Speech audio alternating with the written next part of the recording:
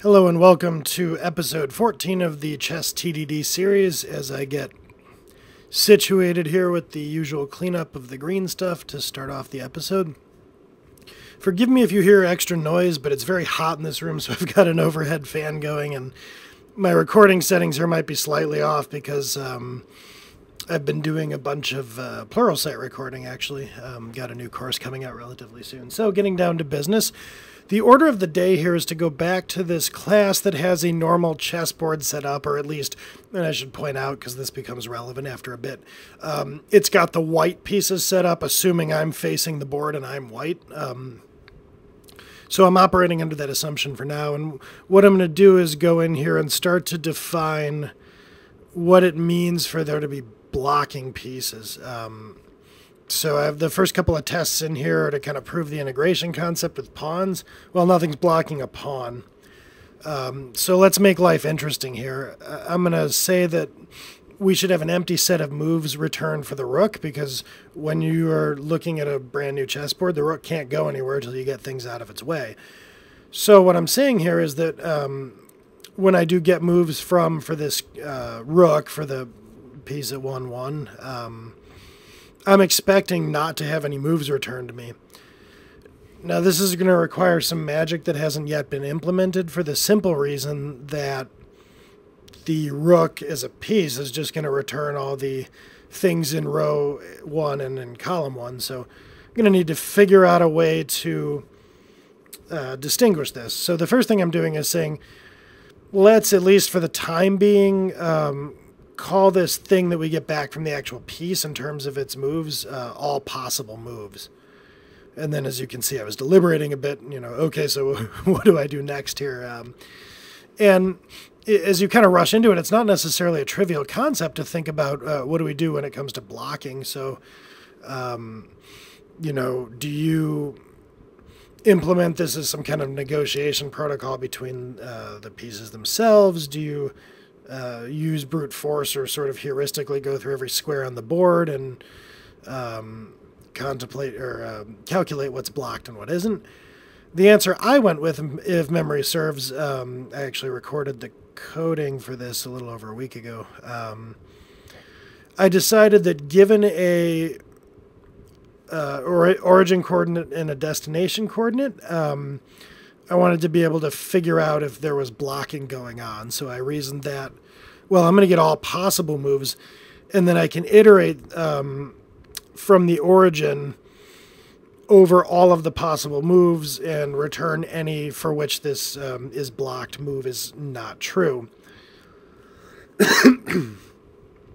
And as you can see, there are pauses in here as I'm thinking about this, because it's not necessarily trivial to do this. And I had done really no brainstorming or advanced planning of any kind with this. I was just kind of winging it, I guess. So here I am pondering about this, and I'm probably thinking, if memory serves, of this sort of inelegance of blocked horizontal, and probably do later a blocked vertical and maybe a blocked diagonal. There might be a more elegant way to approach this later. I also think probably I was looking for a way not to iterate over standard for loop with integers. I've come to really favor the concept of for each, and that sort of I don't know, semantically intuitive iteration, rather than, for int whatever equals 0 to int less than blah blah blah. But I often fall back to that. I don't know if it's just easier to reason about, or because it was what I grew up on as a C++ programmer initially. But when I can't reason through the link in my head, sometimes I'll create an actual integer-based loop and then do an if within it, and then kind of see where the link goes from there. So what I'm doing here is, I think if memory serves, I'm starting to reason about, or at least I should say contemplate the semantics of some of these things that I'm doing. I'm starting to get a little more aesthetically oriented in terms of the API. So I'm implementing this board coordinate .4, and that's because this is another instance where I'm not really a huge fan of instantiating, or at least having, new board coordinate in all of these places where I just want to declare one just to pass it in. And what you're probably seeing a bit here is me thrashing and kind of trying to figure out what's the best way. So early on I said, well, I don't want primitive obsession where I'm passing X and Y into every method under the sun, but I'm also sort of chafing with some of this declaration of this board coordinate object. So I'm trying to kind of split the difference here and get something implemented that's a little more elegant, readable to me. So this is typical of my style of coding. I'll kind of frequently go with things that I think are at least a slight improvement, even if they're not the best. I don't do nearly as much anymore, kind of stopping to make sure everything's perfect. I could just kind of keep going and reason that as time goes on, I will come up with ways to make things better. Sometimes this results in me going back and forth a little bit on design decisions. Probably could use some improvement in that area, but c'est la vie. So now I'm implementing the same thing for this concept of blocked vertical move. And because I know I'm doing rook here, this is actually, in my mind, the simplest thing to get things passing, because what I'm testing for is kind of biting off a lot in one shot, which is that all the horizontal and vertical moves are blocked. I, in retrospect, probably should have just tested that there were no horizontal moves first and kind of expanded it from there. And that's actually an interesting and important point. When considering the simplest thing to make a test pass, that's usually what you hear about in test-driven development, but in order to do that, you have to sometimes kind of think about, okay, I want something that's not biting off more than I can chew. So I need to write a test that will sort of goose me to do a relatively simple thing. I shouldn't go testing that everything in the world that I want to eventually be true is true. That's not a great test to write. So that's something to kind of bear in mind during your test-driven development. You can overly complicate the test that you're writing if you're not careful. So try to steer towards writing a test that will have a relatively simplest thing that you can do. So in this case, do as I say, not as I did. So now I have these two relatively identical Boolean methods in place for calculating blocked. And what you can see that I'm doing here is tacking on clauses to all possible moves, saying, give me all possible moves, but where those moves aren't blocked from the origin coordinate horizontally or vertically.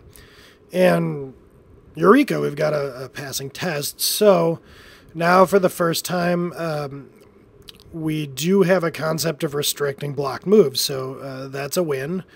I'm going to mark that as done. And then I'm going to say that there's a pretty limited set of moves for which this will work. And it looks to me like they won't work if I'm talking about the rook at 8-1, just the one at 1-1, because right now I'm just not at all accounting in my for loop for moves where the origin has a coordinate that's actually greater than the destination coordinate. So before I go on, I've decided here, if memory serves, that I want to get a little more link-like. This has been a common theme throughout this course.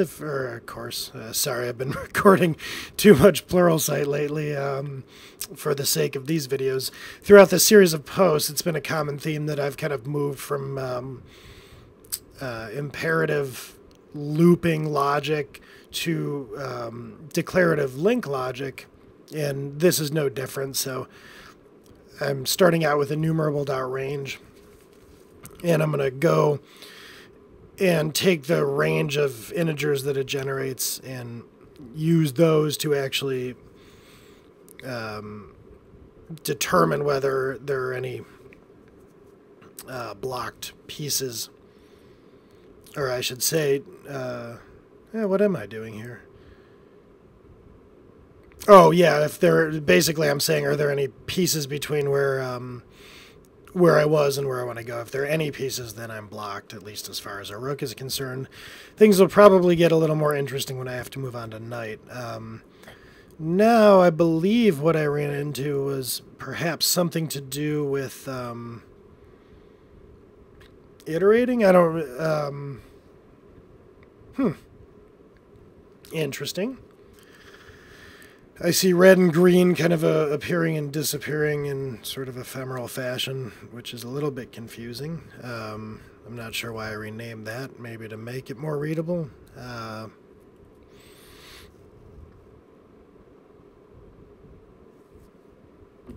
Yeah, I guess then as now I was stumped. But such is life. It's not quite the same amount of stumbling that I had back in, I guess it was episode 12, where basically the whole episode was stumbling. Here I actually did accomplish stuff. I seem to have a memory like I might have come in here and said, all right, forget it. Let's just go back to the loop, but I don't remember. If I didn't win this battle, it's a battle I'll have to come back and win later, because I don't like not knowing what the problem is exactly. I'm not entirely sure what I'm doing here. Oh, huh. Yes, now I remember. I was sort of just wrong about what enumerable.range was giving me. I was thinking I was specifying the start and end point, when in reality I'm specifying the start point and the amount of integers to generate. So all of that flailing, both when I coded it and then again now as I was trying to figure out what the problem was me not being entirely up on the exact parameters expected by enumerable.range. Lesson learned. I would have thought I would have learned it after the coding, but hopefully second time's a charm. So I'm refactoring this is blocked vertical move method to be this link one-liner, in the same way I just did with blocked horizontal move. And this, of course, is a bit of a code smell, because the fact that I'm doing the same refactoring and all the same logic twice means that I'm repeating logic, and the only thing varying is the coordinate order. So that's something to be aware of and maybe see what I can do about in a later episode. I don't take care of it here. But I am happy that I've gotten from imperative to declarative, and the methods look simpler to me, and everything's still passing. That's the good news. After a bit of bad noise anyway, so I can move on, confident that everything is still working. So now I want to address what I had mentioned in the spreadsheet, which is this concept that they're not working properly going from a larger coordinate to a smaller one, because I've only accounted for the other direction. So I'm going to make an assertion here that, again, there aren't any moves, and then I'm going to see what happens. And it fails, so that's expected. Okay, now time to do the simplest thing I can to make this pass. I'm seeing that it's tossing an exception. And I think I have an idea as to why it might do that, but I'm confirming by highlighting the X and taking a look. Argument out of range exception, so looks like destination.x minus origin.x might well be negative.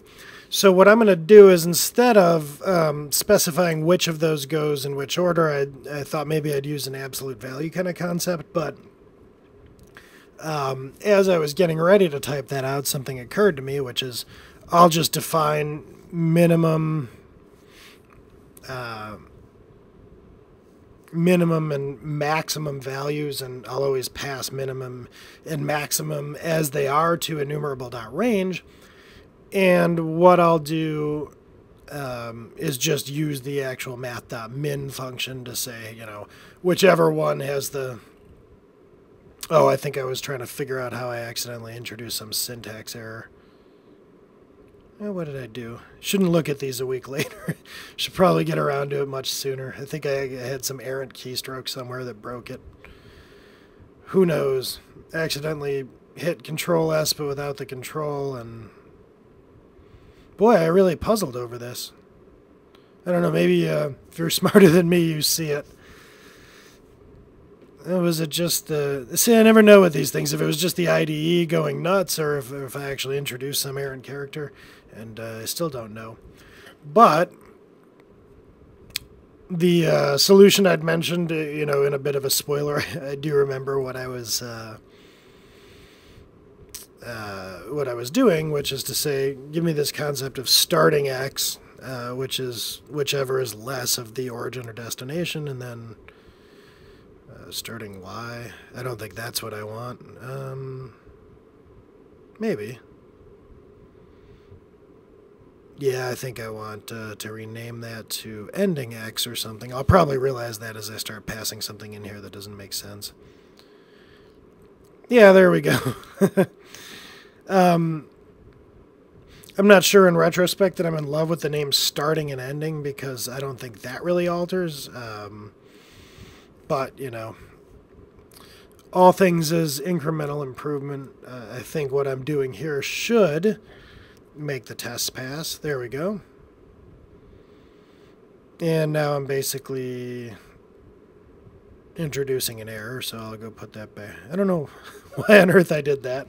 Yeah, I really got to start doing the actual voice recordings closer to the code, although don't know what on earth I was thinking. I probably wouldn't have even known 20 minutes later. So now I have this working for StartX. I guess I'm giving it a briefer name. Now I have this working for things in the horizontal direction. I'm going to need to get it working for things in a vertical direction too, so I've got to think about what kind of test I might want in order to make that happen. You can see there that I renamed the variable from index to I. I'm usually one to err on the side of more descriptive, but in the case of a really short scope, I don't mind using a one-letter variable just to make things more readable and fit better onto one line. That I is in scope for only that line, so it doesn't need to be a huge descriptive variable name.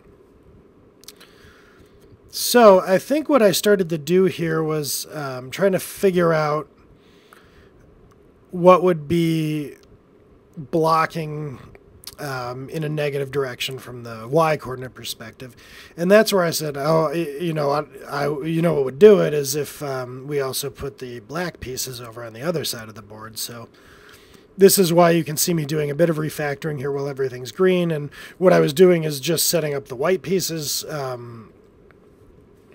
and the white pawns and nothing to do with the black pieces and black pawns. Then I say, well, why don't I get the actual name of the color out of here? This is a concept we're probably going to have to introduce later, but it's not strictly necessary. I'm going to parameterize this method rather than hard coding, you know, the team or piece color in there, and even rather than hard coding in position. So maybe later I'll pull this out into some kind of chessboard setup class for the sake of this new style of testing I'm doing, because I might want to set up arbitrary configurations where I put all the non-pawn pieces into the middle of the board or something. I don't know.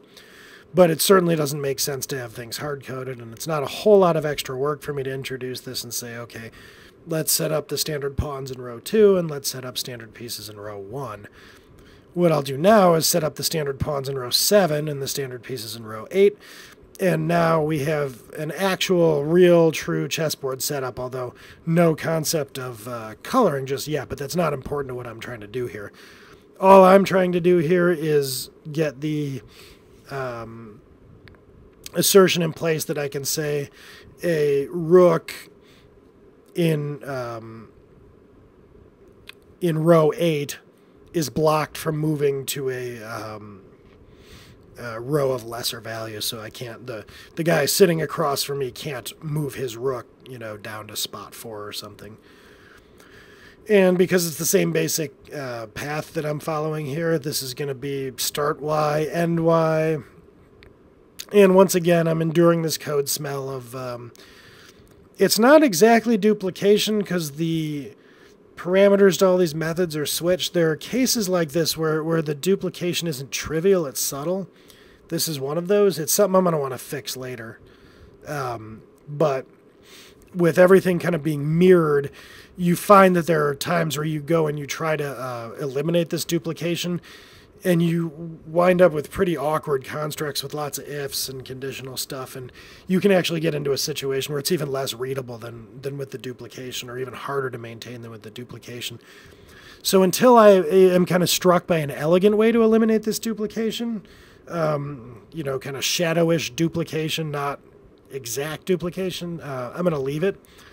And it'll gnaw at me, so eventually I'll probably do something about it. And what I'm doing here is I'm also going to extract a method to encapsulate all this stuff I have in the get moves from method. So I'm going to say is blocked will consist of multiple ways of possibly being blocked. It can be a horizontal block or a vertical block, but this method get moves from doesn't really care which block it is, just that it's blocked. And now I'm going to invert this conditional to make it more readable. And there we go. Everything's back to green, so it's looking good. And I think this is about where I'm looking to wrap up. Maybe a little bit more descriptive naming here at some point. Probably not going to love BC as my method parameter. And I was trying to use Code Rush to switch these parameters, which normally works, and was failing for some reason. I don't know why. Yeah, there it goes again. Probably I'm doing something wrong. So I guess the ordering doesn't... I'll call this origin, and I guess destination or something. You know, it's the journey, not the destination, I guess. So I think I don't remember what I did here. I'm all in the name of trying to make it more readable. Move where origin to move is not blocked. Somewhat readable. I think I can probably do better later. That'll probably bug me. But about time to wrap up here. It was a long episode, so I will see you next time, and we'll pick up with some of this other stuff.